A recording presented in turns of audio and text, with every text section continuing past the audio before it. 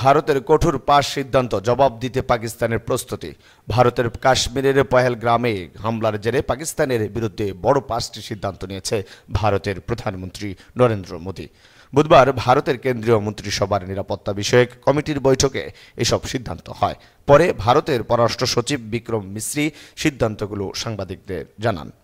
এই সন্ত্রাসী হামলার ঘটনার জেরে ভারতের কড়া অবস্থান এবং পরপর 5টি বড় সিদ্ধান্ত নিয়ে আলোচনার ঝড় উঠেছে দুই দেশের মধ্যে। ভারতীয় প্রধানমন্ত্রী নরেন্দ্র মোদী জানিয়েছেন, এই হামলার জবাব কড়াভাবেই দেওয়া হবে, কাউকে ছাড় দেওয়া হবে না। হামলার সঙ্গে কোনো সম্পৃক্ততা নেই বলে আগেই জানিয়ে দিয়েছে পাকিস্তান, তবে ভারত তা মেনে নেয়নি, বরং একের পর এক কঠোর পদক্ষেপ নিয়েছে নয়াদিল্লি।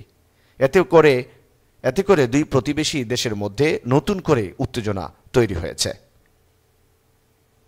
ভারতের 5টি বড় সিদ্ধান্ত: সিন্ধু পানি চুক্তি স্থগিত, আটারি ওয়াগা সীমান্ত বন্ধ, ভিসা বাতিল ও পাকিস্তান নাগরিকদের 48 ঘন্টার সময় প্রতিরক্ষা কর্মকর্তাদের দেশে ফেরার নির্দেশ, দূতাবাসে কর্মকর্তার সংখ্যা কমানো।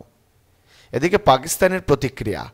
ভারতের এই পদক্ষেপগুলোর প্রতিক্রিয়ায় পাকিস্তানের উপপ্রধানমন্ত্রী ও পররাষ্ট্র মন্ত্রী ইসহাক দার বলেন, ভারতের কর্মকাণ্ড অনুপযুক্ত ও উস্কানিমূলক। তিনি আরও জানান, এই বৈঠকে দেশের শীর্ষ বেসামরিক ও সামরিক নেতৃত্ব উপস্থিত থাকবে এবং ভারতের দায়িত্বজ্ঞানহীন আচরণ নিয়ে বিস্তারিত আলোচনা হবে।